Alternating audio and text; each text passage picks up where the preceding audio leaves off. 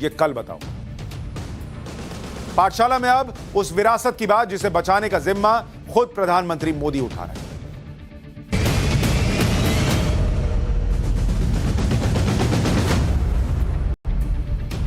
आज प्रधानमंत्री नरेंद्र मोदी ने उन 29 बेशकीमती प्रतिमाओं को देखा जिसे ऑस्ट्रेलिया से वापस हिंदुस्तान लाया गया। ये प्रतिमाएं देश की विरासत का अहम हिस्सा हैं। इसमें भगवान शिव, भगवान विष्णु, भगवान महावीर, इन सब की मूर्तियों के अलावा कई चित्र और कलाकृतियां।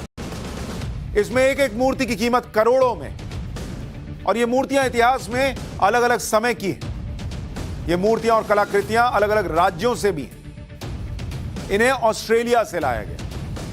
प्रधानमंत्री मोदी के 7 साल के कार्यकाल में ऐसी कई बहुमूल्य प्रतिमाएं वापस लाई गई, जिसका इंतजार भक्तों को सदियों से था, वो अब हो रहा है। साल 2012 में तमिलनाडु के एक मंदिर से 500 साल पुरानी भगवान हनुमान की कांस्य प्रतिमा को चुरा लिया गया। चोरी तमिलनाडु के अरियालूर जिले के वरदराजा पेरुमल मंदिर से हुई थी। मूर्ति को तस्करों ने अमेरिका में बेच दिया, जहां साल 2014 में अवैध नीलामी के दौरान एक ऑस्ट्रेलियाई खरीदार ने मूर्ति को 29 लाख रुपए में खरीद लिया। चूंकि यह मूर्ति चोरों की थी, इसलिए भारत के दखल के बाद अमेरिका होमलैंड सिक्योरिटी ने मूर्ति को बरामद किया और इसी साल मूर्ति को भारतीय हाई कमीशन को सौंपा गया। साल 2000 में बिहार के देवी स्थान कुंडलपुर मंदिर से भगवान बुद्ध की मूर्ति चोरी कर ली गई। यह मूर्ति करीब 1200 साल पुरानी थी। चोरी की मूर्ति को पहले फ्रांस में बेचा गया, फिर इटली लाया गया, और काफी प्रयासों के बाद इसी साल मूर्ति को इटली में भारतीय दूतावास को सौंपा गया। इसी तरह 1913 में काशी के घाट से मां अन्नपूर्णा की मूर्ति चोरी हो गई थी। यह मूर्ति कहां मिली? कनाडा में।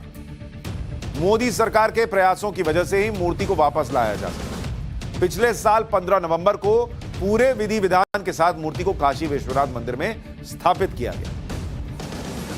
इसी तरह 1961 में नालंदा के एक संग्रहालय से भगवान बुद्ध की 12वीं सदी की एक मूर्ति चोरी हो गई। 15 अगस्त 2018 को ब्रिटेन ने चोरी की वो मूर्ति भारत को लौटा दी। 1998 में राजस्थान से भगवान शिव की मूर्ति चोरी हुई थी। 9वीं शताब्दी की मूर्ति थी। राजस्थान के करौली जिले में घाटेश्वर मंदिर से मूर्ति चोरी हुई थी। 30 जुलाई 2020 को मूर्ति को भारत में आर्कियोलॉजिकल सर्वे ऑफ इंडिया को सौंप दिया गया। भारत में लाखों मंदिर, करोड़ों प्रतिमाएं हैं। इन प्रतिमाओं के साथ लोगों की आस्था जुड़ी हुई। जितना बड़ा मंदिर, वहां उतनी ही बेशकीमती और भव्य मूर्तियां स्थापित होती हैं। इसलिए भगवान की प्रतिमाएं सबसे ज्यादा चोरों के निशाने पर रहती हैं। अक्सर मंदिरों से मूर्तियों को चुराकर उन्हें ब्लैक मार्केट में महंगे दाम पर बेच दिया जाता है। मूर्तियों की विदेश में तस्करी की जाती है, और यही वजह है कि मूर्तियों को वापस लाना आसान नहीं होता। भाई जो खरीदेगा वो कहेगा तो मुझे क्या पता तुम्हारे यहाँ की मूर्ति है, मैंने तो पैसा देके खरीदा है।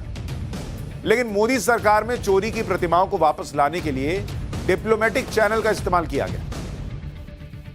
यह नहीं सोचा कि अरे चली गई मूर्ति, आप छोड़ो, जान दो। नहीं, नरेंद्र मोदी ने इसका बीड़ा उठाया कि ये हमारी धरोहरें हैं, आस्था से जुड़ी हुई मूर्तियां, इनको वापस लाना है।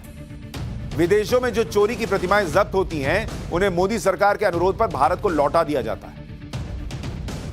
और ये एक दो मूर्ति की बात नहीं है। मोदी सरकार में लगातार भारत की संस्कृति को दर्शाने वाली प्राचीन प्रतिमाओं को विदेश से वापस लाया जा रहा है। और मैं आपको ये फिगर से बताता हूं, फैक्ट से बताता हूं। अगर आप देखेंगे कैसे हो रहा है, 7 साल में, 7 साल मोदी सरकार, इसमें कितनी मूर्तियां जो है वो वापस लाई गई, धरोहरें वापस लाई गई? 200 प्लस, 200 से ज्यादा। America, Britain, France, Holland, Canada, Singapore, सब देशों से लाया गया। और 2013 तक, यानी नरेंद्र मोदी के पीएम बनने से पहले तक, कितनी मूर्तियों को वापस लाया गया था? मात्र 13। 7 साल में 200 प्लस, और 2013 तक मात्र 13। सोचिए फर्क। लोकसभा में संस्कृति मंत्रालय की तरफ से लिखित जवाब में बताया गया कि 2014 से 2021 के बीच अगर आप इनका ब्यौरा देखने जाएंगे तो ऑस्ट्रेलिया से 9 मूर्तियां आई, कलाकृतियां आई, कनाडा से 2 आई, यूके से 8 आई, जर्मनी और सिंगापुर से एक आई, और अमेरिका से, यूएस से 178 आई। और अगर आप मनमोहन सरकार 2009 से 2014 के बीच देखिएगा, 2009 से 2014 के बीच मनमोहन सरकार के बीच कितनी कलाकृति लाई गई? फ्रांस से 1। शायद उनको लगता होगा कि इसकी क्या जरूरत है, ठीक है मूर्ति तो है, चली गई। और 1979 से 2013 के बीच 12 कलाकृतियां लाई। 12 मतलब किसी और को फर्क ही नहीं पड़ रहा था, ये हमारी धरोहर है, इनको लाना भी है। संस्कृति मंत्रालय ने बताया कि आर्कियोलॉजिकल सर्वे ऑफ इंडिया की तरफ से भारत से चोरी बेशकीमती प्रतिमाओं की निगरानी बढ़ा दी गई है। इन्फोर्समेंट डायरेक्टरेट और कस्टम्स के साथ इंटेलिजेंस इनपुट भी शेयर किया जा रहा है ताकि भारत की धरोहर को ज्यादा से ज्यादा वापस लाया जा सके। अब आप ये सोच रहे होंगे या सोच सकते हैं कि चोरी की मूर्तियों को विदेश से वापस ले आना कौन सी बड़ी बात है, इससे क्या हो जाएगा? बेसिक नेचर है हम लोगों का, चीजों को न समझना, उसको अहमियत न देना। आपको कुछ और चीजें समझनी चाहिए। इन मूर्तियों से आस्था जुड़ी हुई है। ये प्रतिमाएं भारत की सांस्कृतिक धरोहर है, इनका ऐतिहासिक महत्व है। ये प्रतिमाएं भारत की कला शक्ति की भी गवाह हैं। ये प्रतिमाएं इस बात की सबूत हैं कि किस काल में किस जगह पर कौन से धर्म को मानने वाले लोग रहते थे। इसमें ज्यादातर प्रतिमाएं हिंदू धर्म की पहचान से जुड़ी, इसलिए भी इन मूर्तियों की वापसी जरूरी है। भारत की बहुमूल्य प्रतिमाओं को विदेशों से वापस लाने का काम प्रधानमंत्री मोदी जिम्मेदारी से निभा रहे हैं। पिछले साल प्रधानमंत्री मोदी अमेरिका यात्रा पर गए थे। इस दौरान अमेरिका की तरफ से भारत को बेशकीमती तोहफा मिला। अमेरिका ने 157 कलाकृतियां भारत को लौटाई और ये कलाकृतियां अवैध रूप से अमेरिका लाई गई। इन कलाकृतियों में ज्यादातर 10वीं से 14वीं शताब्दी की है। 45 कलाकृतियां तो 2000 साल पुरानी है।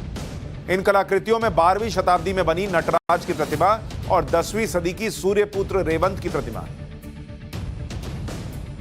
ज्यादातर कलाकृतियों को कई दशकों पहले भारत से चुराया गया और अंतर्राष्ट्रीय मार्केट में इनकी कीमत सैकड़ों मिलियन डॉलर। ऐसा पहली बार हुआ कि अमेरिका ने इतनी बड़ी संख्या में कलाकृतियों को वापस किया। तो यह अपने आप में ऐतिहासिक है। आपके लिए हो सकता है एक मूर्ति